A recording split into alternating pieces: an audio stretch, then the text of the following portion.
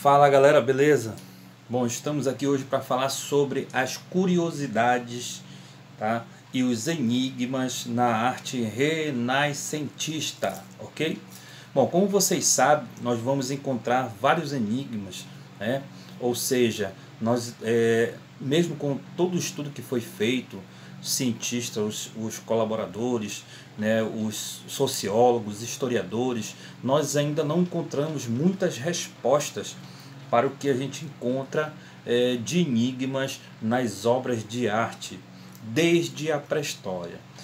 Mas hoje nós vamos falar sobre alguns enigmas nas obras de arte do Renascimento. Na última aula nós falamos sobre as curiosidades sobre a arte renascentista. E a gente não poderia deixar de falar desse grande pintor chamado Leonardo da Vinci. Aí atrás você tem uma coletânea, né, de obras do Leonardo da Vinci, tá?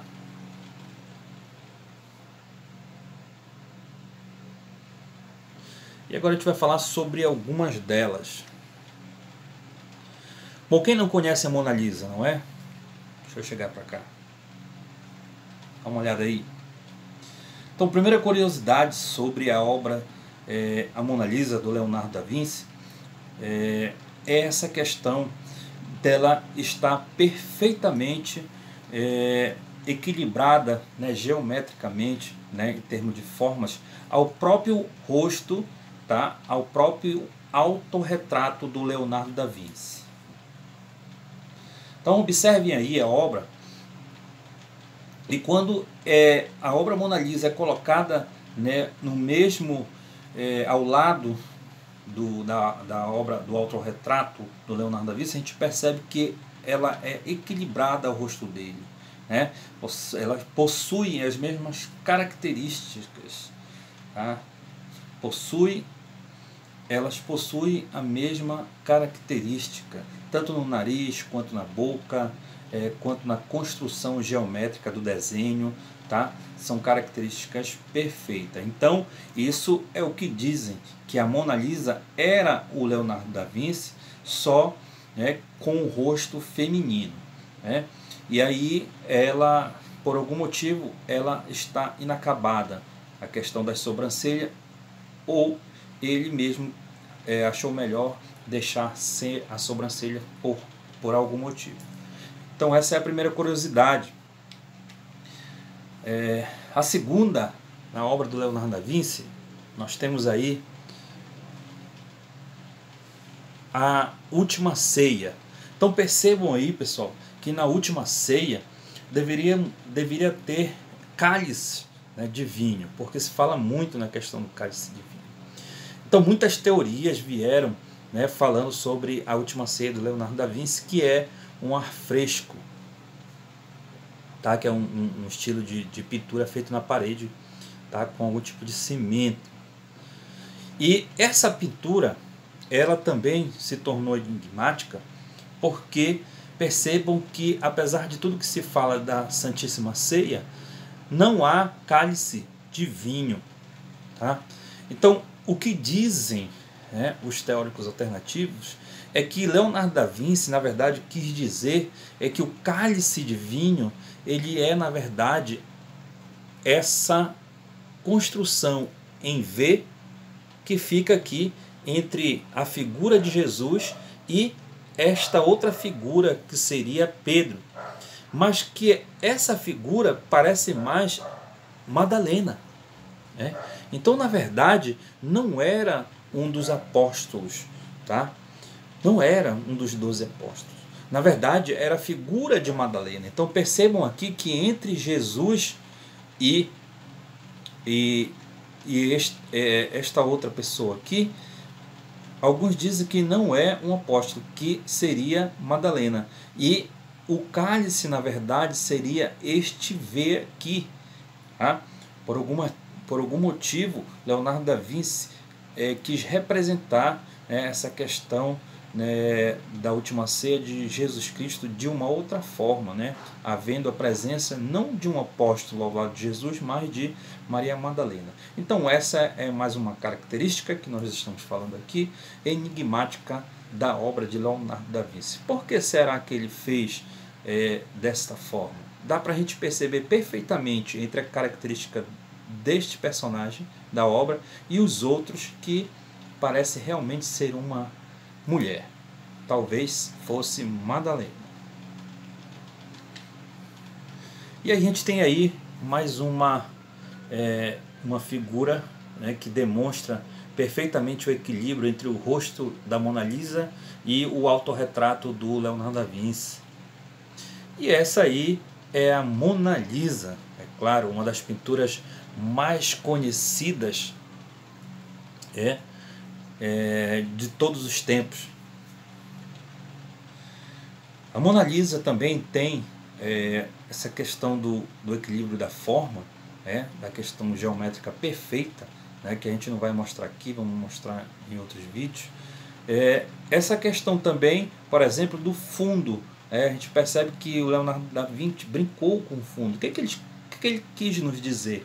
Percebam que um lado tem várias colinas e ruas, mas ele está, né, essas ruas elas são aqui embaixo, e o outro lado, né, alguns montes são em cima, tá? Então, mais uma curiosidade. Outra curiosidade, essa aqui é fantástica. Eu não sei se vocês vão conseguir, né, perceber que existe, na verdade, um pássaro, tá? Um pássaro. Vejam bem, ó. Aqui é um pássaro de cabeça para baixo, ó. Vejam bem aqui, ó, a presença de um pássaro. Então aqui é a cabeça do pássaro de cabeça para baixo. Aqui os pés aqui da Madonna. Na verdade nós chamamos de Madonna, né? E aqui o rabo do pássaro chegando até aqui ao pescoço, tá, de mais uma personagem.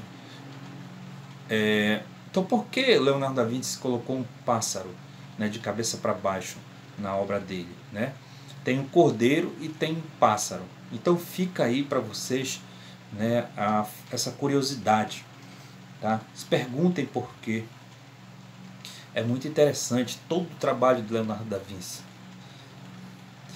E aí alguns trabalhos de Leonardo da Vinci, muitos teóricos dizem que Leonardo da Vinci ele recebeu informações privilegiadas, ou seja, ele era mais inteligente, em um QI avançadíssimo, tá? E isso não foi por acaso, né? Muitas teorias dizem que ele teve contato com civilizações avançadas que levaram ele para outros lugares, enfim. E sendo assim, ele teve condições de ter o conhecimento que ele tinha. Será que era isso mesmo? Ou será que Leonardo da Vinci era simplesmente uma pessoa que tinha um QI elevado, e durante a Idade Média ele não podia, os artistas não podiam se revelar. Mas Leonardo da Vinci, já no início da Idade Moderna, ele teve essa chance e pôde revelar suas aptidões, suas habilidades, né? E aí ele foi, né, um polímata com todo tipo de conhecimento que você imagina, tá? Então aí são algumas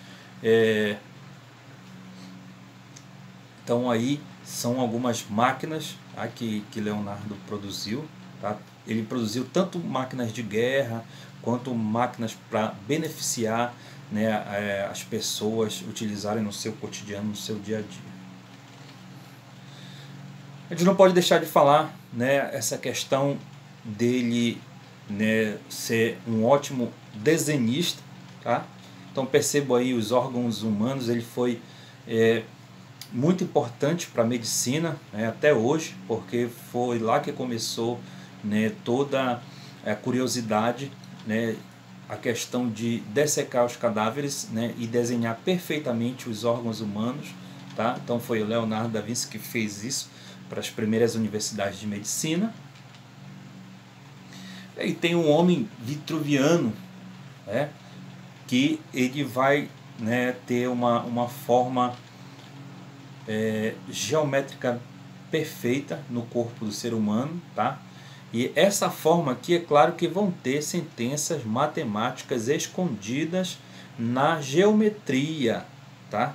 Então essa geometria aqui ela esconde muita coisa, inclusive alguns dizem que está relacionada às pirâmides do Egito, entre outras várias situações, né, que fazem com que o corpo do homem, né, seja o seu próprio templo, que o corpo do homem tenha uma dimensão perfeita que relaciona, né, as questões, né, da biologia com questões espiritualistas e questões matemáticas, enfim, existem várias teorias. Então veja só, né, como Leonardo da Vinci pensava na época.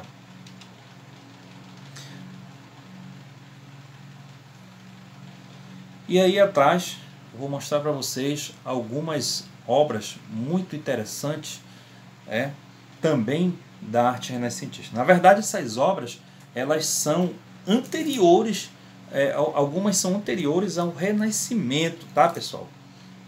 Algumas obras do Giotto e de outros artistas do Renascimento.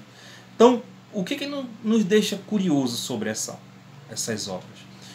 Bom, como vocês sabem, hoje nós ouvimos falar muito sobre OVNIs, né, objetos voadores não identificados. Inclusive a própria NASA, né, falou uma coisa, liberou alguns documentos, né. No Brasil também a gente teve a Operação Prato lá em Colares, no Pará, e muitos documentos estão sendo liberados pouco a pouco, já demonstrando que realmente a própria Força Aérea tem conhecimento desses objetos voadores não identificados, né? E aí, o que nos deixa curioso é que esses objetos voadores não identificados não são de agora. Esses objetos eles vêm sendo pintados, vêm sendo demonstrados nos trabalhos dos artistas, inclusive do homem da pré-história, né? Há muito tempo, né? Não é de agora. E como a gente está falando de arte renascentista, eu vou mostrar para vocês algumas imagens que nos deixaram curiosos sobre essa questão dos OVNIs. Então percebam aqui, nós temos uma pintura ainda do período de transição entre a Idade Média, tá? E a Idade Moderna, né? Ou seja, a transição, né, do feudalismo para o renascimento das artes. Tá? Então a gente tem essa obra que parece ser, né, um afresco, tá? Que é feito na parede, tá? Pintado na parede, junto com cimento, que eles faziam muito isso naquela época.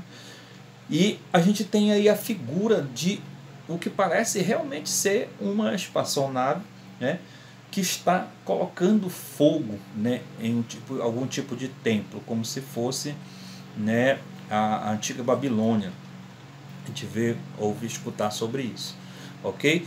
Aqui embaixo nós temos aqui uma outra obra, tá, muito interessante, que falam sobre questões de neve.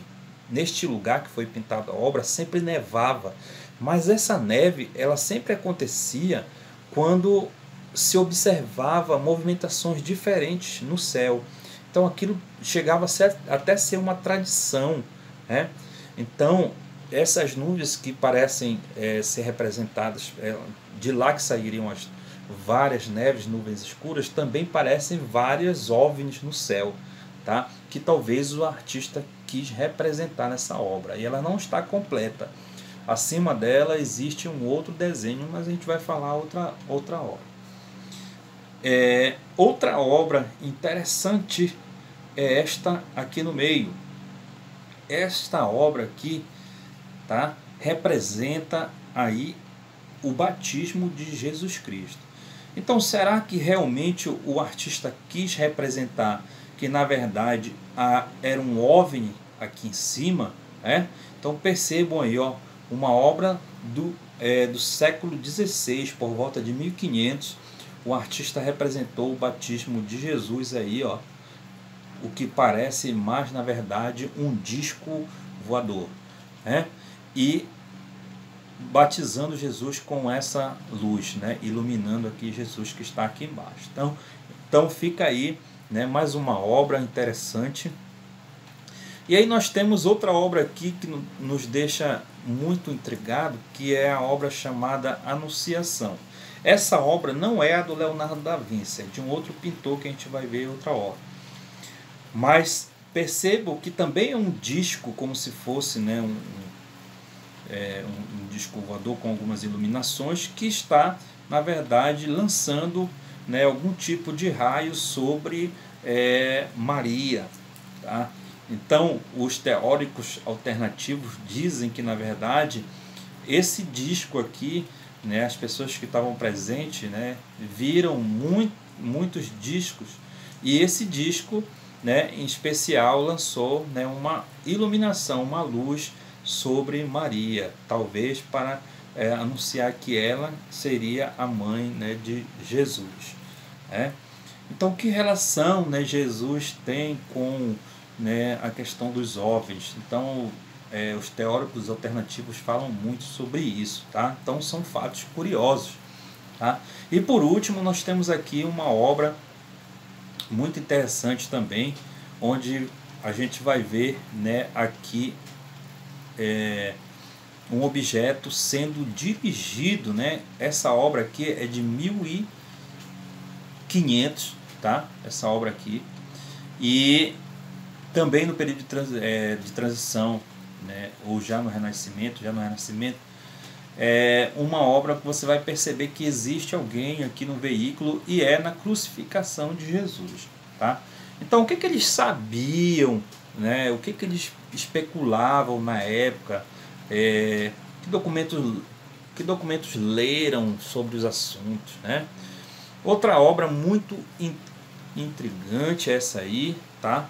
Essa aí vai ser um OVNI escancaradamente, certo? Então, percebam como há muitos mil anos atrás, tá? Percebam aí que há muitos anos atrás nós já tínhamos a presença, né, desses objetos voadores não identificados no céu, né?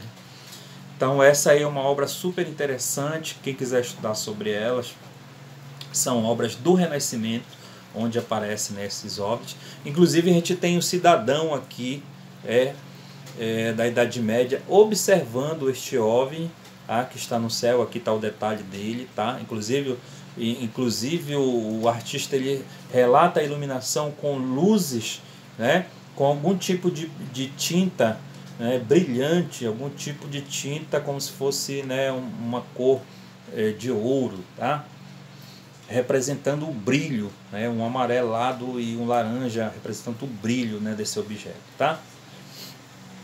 E aqui nós temos, né, do outro lado, quem for ver a obra completa, a gente tem aqui do outro lado também vários outros objetos, que aqui a gente relaciona mais ao Sol, mas também são objetos estranhos, tá, e enigmáticos.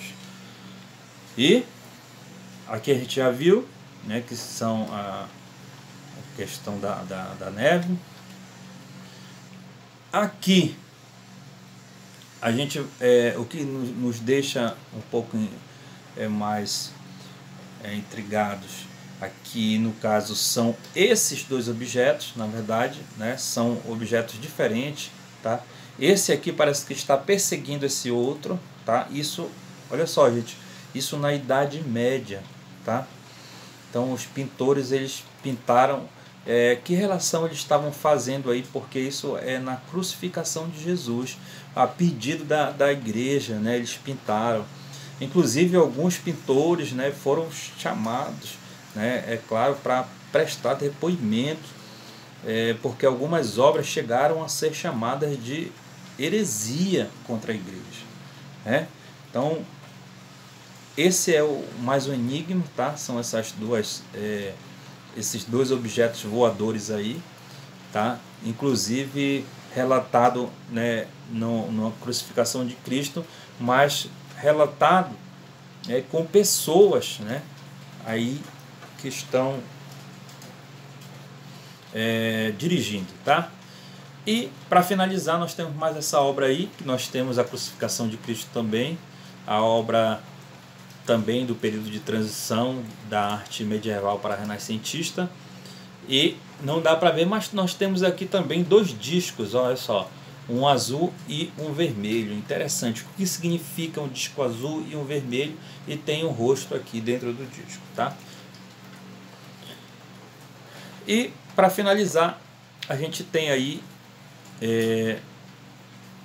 uma obra de Hieronymus Bosch chamada a Tríade, tá?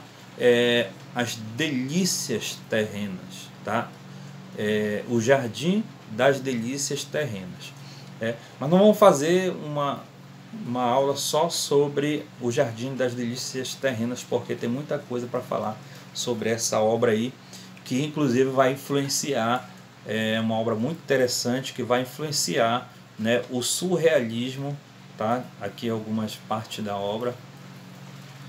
Essa obra do Hieronymus Bosch vai influenciar o surrealismo aqui do Salvador Dalí, aqui no século XX, tá? Então fica aí, galera, as curiosidades e os enigmas da arte no Renascimento, tá?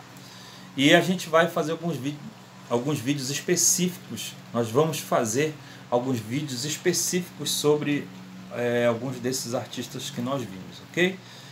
Então espero que tenham gostado. Essas curiosidades e esses enigmas, eles servem para que nós possamos pensar, né, sobre a nossa arte, o que a nossa arte quis mostrar, se a arte mostra a realidade, se mostra a verdade, ou se ela mostra apenas fantasia, né?